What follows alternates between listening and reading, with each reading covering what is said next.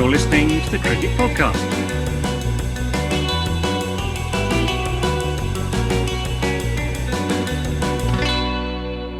Rajasthan Royals are next on the docket. Now, they're another team that picked up, well, spent quite a lot of money. I've picked up some big names. Some of the names are pretty big. Prasidh Krishna, you've mentioned him already. 10 crore man, millionaire overnight. That's what the IPL is all about. It's turning people like Prasidh Krishna into millionaires. Shimron Hetmeyer, 8.5 crore for him. Trent Bolt right at the start of the auction, another 8 crore there. Yuzi Chahal, maybe the best Indian leg spinner, 6.5 crore, probably decent business. And Ravi Ashwin for 5 crore.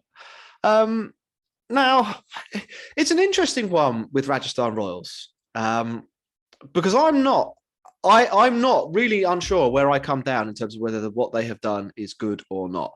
I think that the 11 that they're going to be able to put out when it comes to 31st of March, whatever kickoff date is, I think that 11 is going to be quite good. You're going to have Josh Buttler opening the batting, Padikal's in the team, Samson.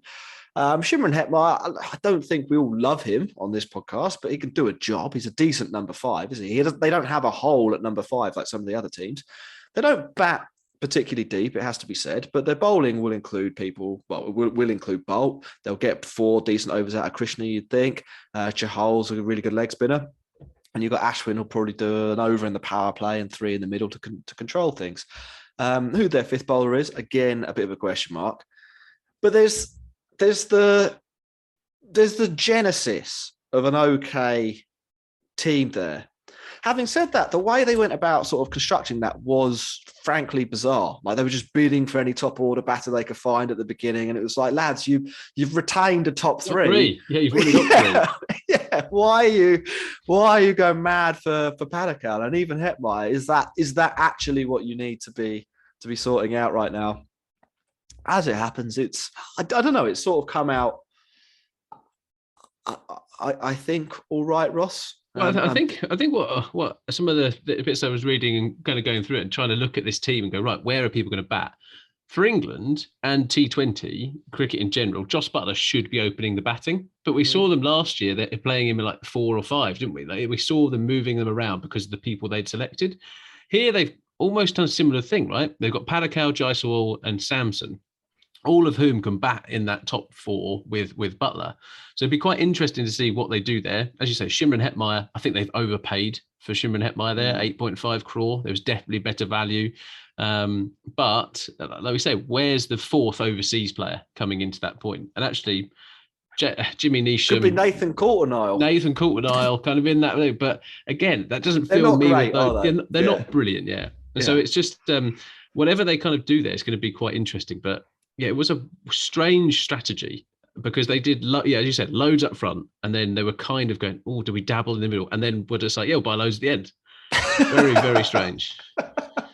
I'm also really unsure, and this is probably what makes it. I think I've got them about a 5 out of 10. I'm really unsure who their death bowler will be, and a lot of teams in the IPL basically don't do anything and then target the death. And that leaves you a little bit exposed. Trent Bolt, great in the power play. We've seen him get hit about a lot at the end. He's the senior bowler. He's definitely have to do one of those overs at the end. Prasidh Krishna, look, he's fast. He's an enforcer. He's a good hard lengths guy. Does he have a couple of slower balls and does he have the accuracy to bowl at the death? Can they make Ashwin do it maybe? It has to be one of the paces, right? I think it has to be, and it will depend on what the future of Navdeep Saini is going to be, right? So he didn't do particularly well at RCB, but now there is that opportunity to go, right, what do we shape this team into? I think they've got enough to work with. If they had been given a big pile of Play-Doh and told to mould aside, they've got enough Play-Doh to do a good structure. What I'm thinking. They didn't throw any of the Play-Doh away. They've not eaten the Play-Doh. They've not put it in their ears. They've got enough to play with, and I think it's going to be interesting to follow them. I'm not sure why they picked up Daryl Mitchell. If you could explain that to me, that'd be good. Don't know why. I don't know either. I was going to try and come up with it. I mean, he was at the World Cup They opened the batting at the World Cup. He was in the final of the World Cup. So I don't know. We had a question on Patreon here. We've got a few Rajasthan Royals fans in the fraternity. Adam Dallimore says, as a massive Rajasthan Royals fan, I feel like we have done the worst business at the auction. Seems like we forgot to bid for players and played way over the odds for Krishna. Then at the end, it was comical, reminding me of a football club in January transfer window, desperately bringing in some players, bottom of the barrel type talent. Also surprised how much Jofra went for. I will be honest, I don't think they did the worst business. I think the business was passable. I think they've got 11 players there. They might not be the best 11 players, but they've got people they can rely on, which they haven't had before, right? If you look at the last 3 seasons, they've either had massive injury crisis and then they've had to play a bunch of children who just weren't good enough at that time. Yeah. They've actually got an 11 who could, on their day, come together and win. I think that is a step forward in the right direction. That is, yeah. You have a team that, in theory, might not be rubbish. Let's talk about Mumbai Indians. Yeah, we've had a couple of super chats in the meantime. So thank you very much for that. Harry Krishnan asks, do you think CSK will able to continue its legacy after MS Dhoni's retirement? Who knows? Who knows? That's a great question. We don't know. It's a great question. That's the joy of sport, though, isn't it? Right? That's why we watch it. If the answer was like no, then you might as well just pack up the whole organisation when he goes. It will be a big change. It will certainly be a huge story in cricket. Yeah, definitely. And then Vic as it does Rassi warm the bench at Rajasthan Royals? Who does he come in for? Hetmeyer. I can't see Rassi playing a lot of cricket in this team. I can't. I think he's a little bit. I can't remember the exact dates. Does he miss the beginning of the IPL with South Africa as well? So he'll be sort of dropped in halfway through. I don't know if people will be. It's not like Rassi van der Dussen's arriving. It's not like Rabada at Punjab, is it? It's I think bench for me, but you never know, do you? It could start badly for Hetmeyer, and they want to make him change. Yeah. Who's up next, Jack? Mumbai Indians. The Mumbai Indians. So, where do we start? They went in with one target only, and that was Ishan Kishan. It was clear for absolutely everyone. They literally kept their powder dry until he came out, and then everyone else was almost scared of what Mumbai Indians were going to do. And everyone wanted a piece of the rock star. They wanted a bit of the mullet. They wanted the piercing. They wanted the left-hand wicketkeeper, who is a supreme talent. And they spent 15.25 crore. And from that was a brilliant pickup, right? He was the player to get, Jack. They've won the auction. I cannot believe, and we'll talk about Sunrisers later, I cannot believe that the bidding for him stopped below the level at which some players were retained for. It actually baffles me that some people are, there was a one-off talent in this.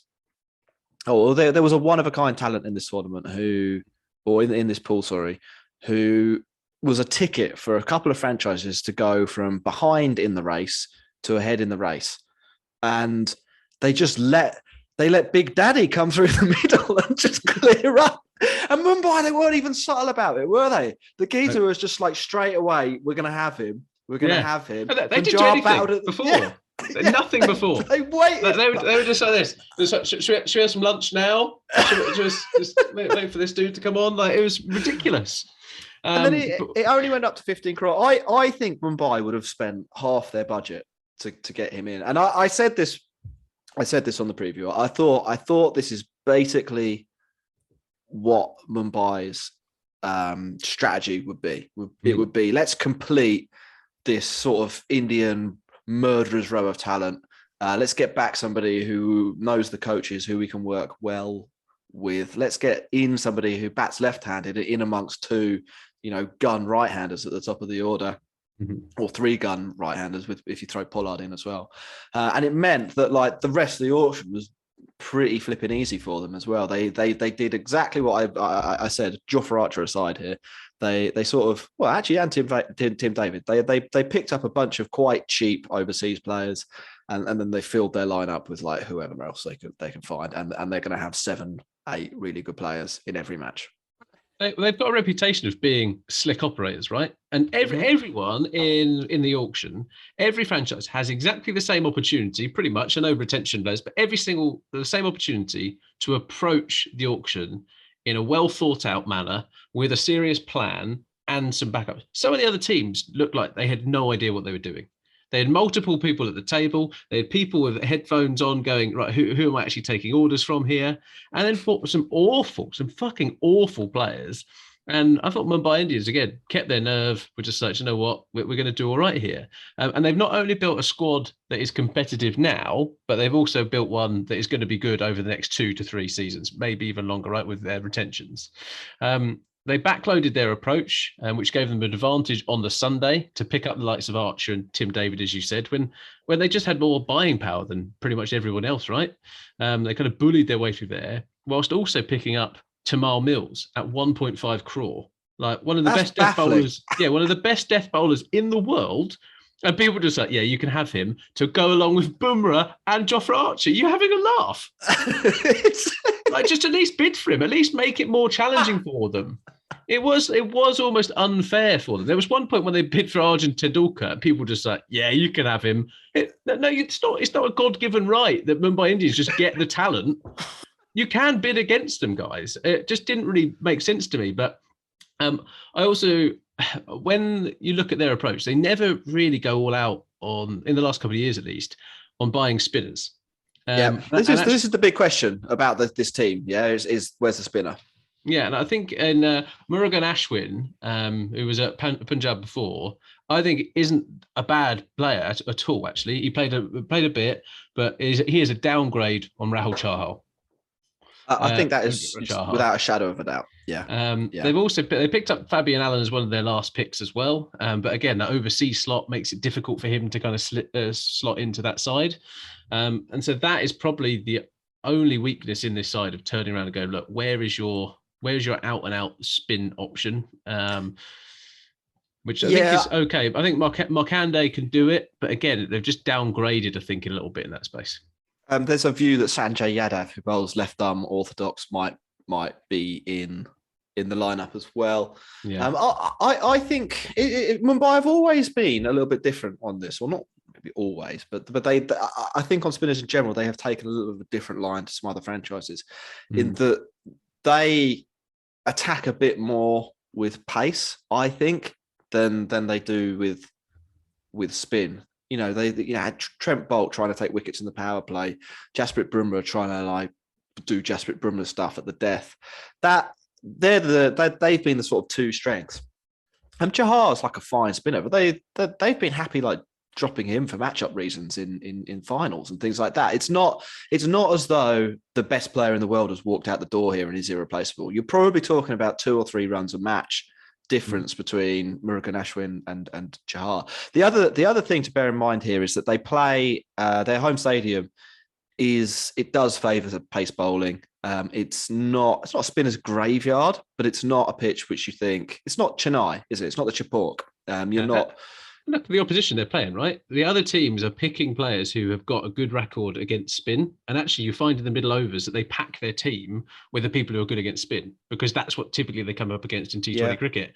Mumbai Indians' approach is to bowl some pace in the middle overs and kind of try and bust that narrative, right? And kind of do that. And it's been really effective for them. They won the IPL 5 times. So, I think the other part... If I were them, I'd have bid less for Tim David, who I think reasonably replaceable. I might be wrong on this. Maybe he turns out to be this stunning god cricketer, but we don't know that is definitely true at the moment. Recent PSL knocks aside, and I'd have maybe bought back Chahar or Chahal and balanced it that way. But they are consistently the best team in the tournament, so they probably do know what they're doing. Yeah. I think, Tim Davies has replaced Hardik Pandya for them, right? They've managed to get Archer and Bumrah. We've talked about the limited spin contingent. This is 8 out of 10, 9 out of 10, I think, for an auction for them. Yeah. Like without just one spinner missing, perhaps. But even then, that doesn't break their approach, and it doesn't look like they're going to break their approach anytime soon. So, let's go 9 out of 10 to mix up. Yeah, 9 out of 10. We're not going to give anyone a 10, are we? No one ever gives 10s. That's That's just not what we do. We have a super chat. I can read this one out from Harik Krishnan. Sunrisers Hyderabad should have gone for Ishan Kishan up to 17 crore, as they don't have Indian hard-hitting middle order batsmen. MI's core would have been destroyed. Yeah, I mean it's exactly that. That should have been what SRH thought. Unfortunately, I'm not really sure they're capable of thought. They're kind of like a rock, aren't they, or a plant? They're maybe a plant. I don't think they're a rock. They are sensitive to light and stuff like that. They react to conditions that aren't good for them. But they're bad. Just quickly, I think is that the fifth team, Ross? It's 50, yep. If you are watching this stream live, or if you're watching it later, or if you're listening to the audio, please hit like and subscribe. Support the podcast. It makes a big difference to the potential for the Cricket Podcast vehicle to. We're going to be covering all the IPL, right? Yeah. It's just a month away now. This We're is going to be covering one-off. all of that, and we covered it last year, and we'd be hard pressed to find two Western idiots and plus Max who knows more about the IPL than us. So let's get on with the show, Jack. Come on. Right, come on. Let's. We'll try and speed through it. Well, I was going to say speed through. Sunrisers Hyderabad are next. There's a good yin and yang, isn't it? The Mumbai Indians, Sunrisers Hyderabad. Now, I will be honest here, I find Sunrisers Hyderabad incredibly frustrating to talk about, to watch. Don't really even like their new kit. It makes them look like a bunch of delivery drivers. So this might be biased. However, I have thought about what I'm going to say. And I sincerely do believe that this analysis is correct. Their auction was an absolute shit show. It could not really, given the parameters of what they had to do, spend 90 crore on cricketers. It couldn't have gone much worse. To the extent, I'm going to throw this out there now. I don't think there's a single player that they have managed to recruit that would get into every other team, or would even challenge getting into every other team. Well, pretty much every franchise here has got a star. The other 9 teams, they might have blown everything, but at least they've got Josh Butler or Rashid Khan. It's a mess. It's a mess. They retained really badly. They lost the best player in the world. They didn't pick up Ishan Kishan, and then like 2 minutes later spent 10.7 crore on Nicholas Puran. They could have got Bairstow. They were bidding for Bairstow and gave up when he was like, 7 crore, too much. Let's spend nearly 11 crore on Puran. Well, there was an amazing set of tweets they sent, wasn't there? It was Bairstow's up next. We're bidding for him. And then a couple of tweets later, it was 6.5 crore. We've got Bairstow.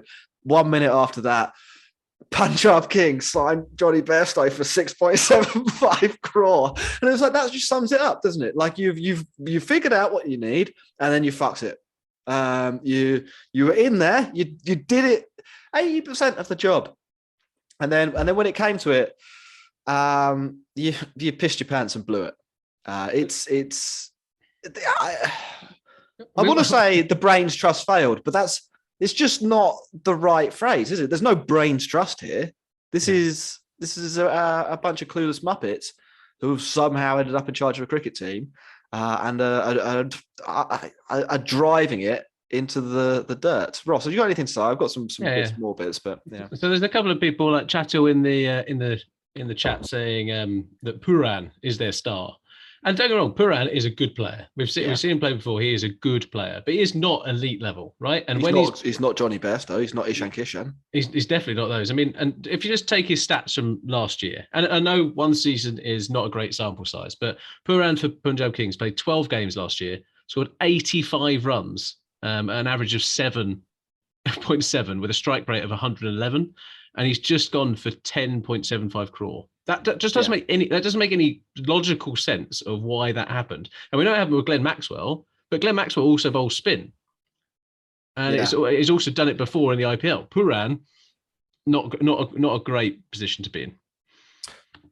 Yeah, well, that's an understatement. Not great. They also picked up Washington Sundar for 8.7 crore, Rahul Tripathi for 8.5 crore. And again, these aren't bad cricketers. It's not It's what we're saying here is not that they are useless players. They would get into other teams' 11s. They just wouldn't get into all of the other teams' 11s.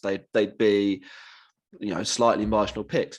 You shouldn't be spending that amount of money on those players. I don't think, particularly when you have huge problems with other parts of your team. Well, your whole team's a problem. Like actually try and get good players in would be my tip for them.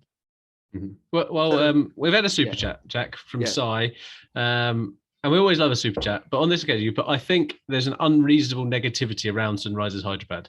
They have been in 5 out of the last 6 playoffs. The auction were decent. Right, I want to make a bet now, and I will bet you 50 quid to anyone who wants to take it that Sunrisers Hyderabad will not make the playoffs this year.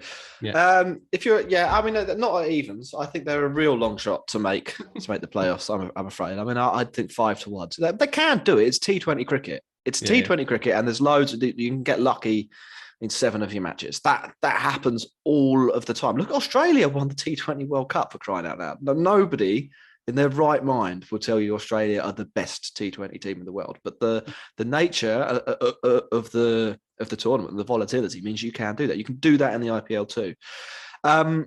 Positive at all, Jack? I've got a few more negatives. And this relates to the super chat. So they did. You look over the last 3 years, they did make the playoffs 2 of the last 3 years, and beyond that as well. Last year, they won 3 matches, and they were the worst team in the tournament, maybe the worst team that's ever played in the tournament. The year before that, I think they won 7 matches and squeaked in on net run rate, pipped KKR. Now that's not a good performance. That's lucky. What you have achieved there is you've only managed to win half your games. By no measure is that good. The year before that, they made the playoffs. They won 6 out of 8 matches. So they're not a winning. They're not this winning machine. They were really lucky twice to get through with poor records, and on one occasion, or both occasions, net run rate. And the players who got there, they didn't retain, right? Yeah, and the player. This is the other thing, and this is the from the point of strategy. What they're aiming to do, and we said this is what they would try and do based on who they've retained. They got Williams, so they'll try and build a team that can regularly get to 150, and then a bowling lineup that can regularly restrict teams to less than that, or defend 150. I don't know in 2022 whether that is possible, and I really don't know whether it's possible if you don't have Rashid Khan, who is able to restrict teams scoring in the middle overs, but also take you 2 wickets a match or a wicket a match. It's so hard for you to do that. I just can't see it. Well, they've done that. Joe. They've done the thing. Like we the best way of comparing this guy is to compare what they had last season, right? I think it's the fairest way to do it. Your leg spinner, they've got their main spinner, is now Washington Sundar or Shreyas Gopal. He was rubbish. Okay, he was pants for Rajasthan Royals. He didn't even play for Rajasthan Royals. He was that bad. And let's be honest, like neither of them are fit to tie the shoelaces of Rashid Khan in T20 cricket. Yeah, so there's a few other, these are the positives, yeah? So it could work out. Maybe Abhishek Sharma breaks out. He's a young guy. Looks like he could be a pretty talented batsman. Maybe Tripathi, we like Tripathi, yeah? I don't know if he's an 8 crore player, but maybe he turns out to be an 8 crore player. Maybe Williamson has a golden year, like I think it was 2017. That could happen. He is a good player. Look at that World Cup final innings. Like maybe he'll play a few of those knocks. Maybe Markram, and we haven't talked about Markram's a good pickup. Maybe he's like it turns out he is the South African Maxwell. Perhaps Puran becomes not useless again. Maybe Natarajan and Bhuvneshwar Kumar aren't injured. The problem here is that every single one of those statements about what could go well for this franchise is qualified with maybe, or it couldn't. This isn't a banker. No dead certs. There are no dead certs. Yeah, there are lots of players that have big question marks. Puran consistency, Natarajan and Bhuvneshwar Kumar injury prone. Markram, can he score as quickly as someone like Glenn Maxwell? Kane Williamson was rubbish in the IPL last year. Will he be that Kane Williamson? It's 2 out of 10. 2 out of 10. Fine.